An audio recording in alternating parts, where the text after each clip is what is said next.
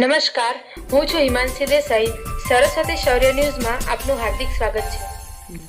પદ્મનાભ 4 રસ્તા પાસે ભૂગર્ભ ગટર તથા પાણીની પાઇપલાઇન પસાર કરવાની કામગીરી હાથ ધરેલ હોવાથી પાટણ શહેરમાં તારીખ 28/1/2026 થી તારીખ 3/2/2026 સુધી એક ટાઈમ પાણી આપવાનો નિર્ણય કરેલ છે.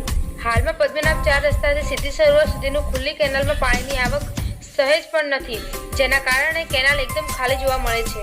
પાણીની આવક બંધ હોવાથી આ કેનાલમાં એકદમ ખાલી તેમજ ગંદકીથી ભરેલ જોવા મળે છે. પદ્મનાભ 4 રસ્તા પાસે ભૂગર્ભ ગટર તથા પાણીની પાઇપલાઇન પસાર કરવાની કામગીરી પૂર્ણ થાય તે પહેલા કેનાલમાં જોવા મળતી ગંદકીની સફાઈ કરવામાં આવે તો પાટણના નાગરિકોને શુદ્ધ પીવાનું પાણી મળી રહે તેમ છે.